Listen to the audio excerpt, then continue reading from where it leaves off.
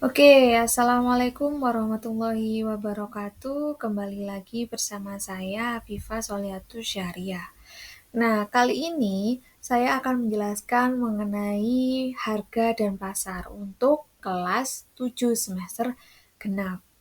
Nah, apa sih harga itu? Nah, harga adalah nilai atau sejumlah uang suatu barang atau jasa yang ditetapkan oleh produsen kepada konsumen. Nah, untuk apa harga itu diciptakan? Nah, fungsi harga itu sendiri yang pertama adalah acuan nilai jual suatu barang atau jasa. Kemudian penentu keuntungan bagi penjual atau produsen. Nah, yang ketiga acuan konsumen dalam menilai kualitas barang atau jasa. Dan yang terakhir adalah menentukan daya beli konsumen dalam pengambilan keputusan. Nah, fungsi harga itu saya jelaskan terlebih dahulu ya. Jadi yang pertama adalah acuan nilai jual suatu barang atau jasa. Nah, setiap barang atau jasa yang diperjualbelikan mesti ada harganya, kecuali barang yang disedekahkan atau barang yang digratiskan. Misalnya untuk memberi teman. Nah, itu kan tidak ada harganya karena itu atas unsur memberi, tidak ada patokan harga.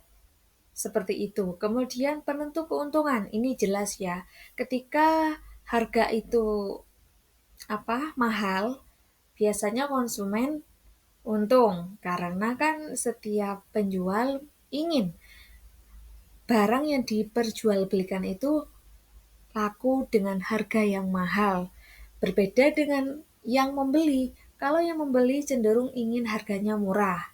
Seperti itu. Kemudian yang ketiga, acuan konsumen dalam menilai kualitas atau kualitas barang atau jasa. Nah, ini terkait dengan uh, value ya dari suatu produk. Misalnya, kita kan pernah mendengar ada barang, ada uang, atau maksudnya ada uang, ada barang, atau harga penentu sebuah kualitas produk. Misalnya kalau harganya di bawah 100 untuk sepatu misalnya.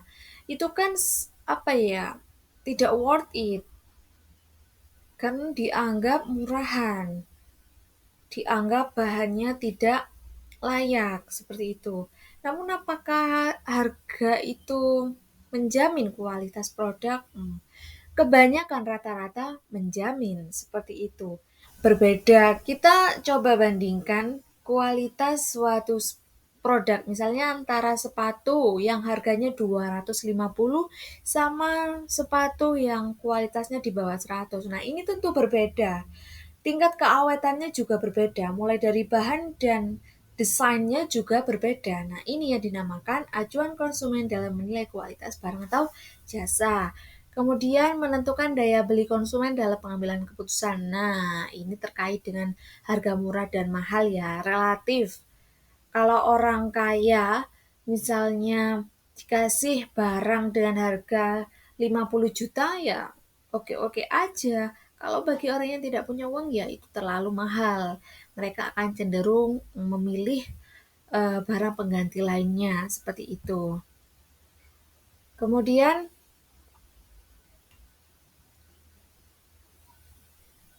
tujuan penetapan harga. Nah, ini yang pertama untuk meningkatkan keuntungan. Kemudian menjaga loyalitas konsumen dan menjaga daya saing. Apa sih loyalitas? Loyalitas itu adalah kesetiaan ya, kesetiaan konsumen dalam membeli barang tersebut. Misalnya udah langganan harganya 10.000. Kalau harganya dinaikkan menjadi 20.000 lah, konsumennya juga bingung mau membeli atau tidak atau cari barang yang lain atau langganan yang lain seperti itu. Kemudian menjaga daya saing jelas agar tidak menimbulkan ketidakstabilan dalam penjualan seperti itu. Harga itu tidak boleh langsung dinaikkan, langsung diturunkan, itu tidak boleh. Kita harus menjaga daya saing seperti itu. Nah, kemudian jenis-jenis harga, ada harga subjektif.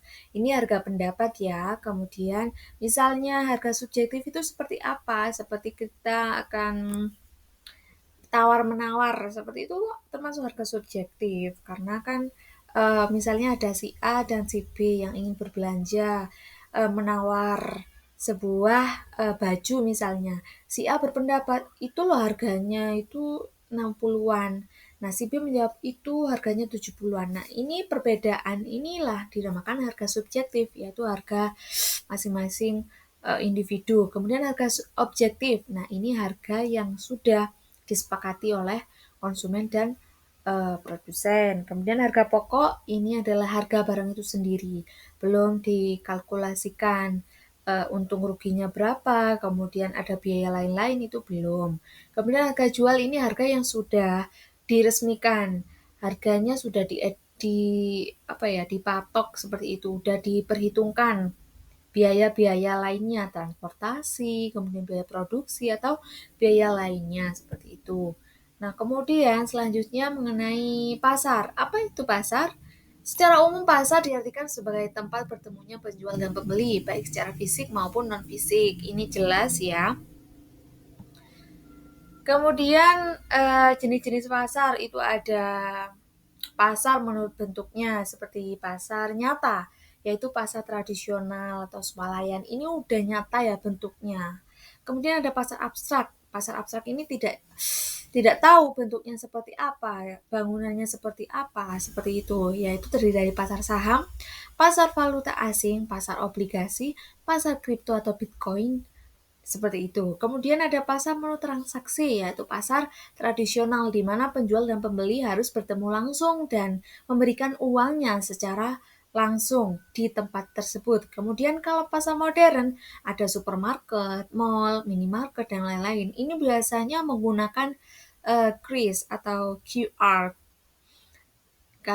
atau bisa jadi lewat apa gesek kartu seperti itu kan udah ada seperti itu. Lanjut, kita akan membahas mengenai pasar menurut barang yang diperdagangkan. Misalnya ada barang konsumsi, pasar barang modal, pasar jasa, pasar keuangan, seperti itu. Kemudian kalau pasar menurut waktunya ada pasar harian, pasar mingguan, pasar bulanan, pasar temporer. Nah, contohnya seperti apa? Pasar harian itu ya setiap hari ada. Kemudian kalau pasar mingguan itu misalnya hanya ada eh, di setiap hari Minggu atau setiap hari Senin. Kalau tidak hari Minggu dan Senin ya tidak jualan, tidak ada pasar, tidak ada orang yang berjualan seperti itu. Kemudian kalau pasar bulanan ini terkait dengan misalnya eh, Jumat Pon. Jadi setiap Jumat Pon itu ada pasar. Kalau tidak ada Jumat Pon ya nggak ada pasar seperti itu. Kalau pasar temporer ini biasanya pasar yang ada event-event tertentu misalnya ada bazar atau pasar itu loh takjil kalau bulan Ramadan. Nah, seperti itu. Lanjut, ciri-ciri pasar. Nah, jelas ya adanya penjual dan pembeli, adanya permintaan dan penawaran, kemudian terjadi interaksi antara penjual dan pembeli dan terjadi kesepakatan antara penjual dan pembeli. Nah, kemudian fungsi pasar. Nah, fungsi pasar apa? Yang pertama pembentuk harga. Nah, yang kedua adalah distribusi dan yang ketiga adalah promosi. Seperti itu teman-teman. Jadi fungsi pasar itu ada 3 ya, pembentuk harga, distribusi, dan promosi. Oke. Apakah ada pertanyaan? Kalau ada pertanyaan silahkan tulis di kolom komentar, nanti akan saya jawab di lain waktu. Seperti itu. Oke, semoga bermanfaat dan sampai jumpa di video selanjutnya. Assalamualaikum warahmatullahi wabarakatuh.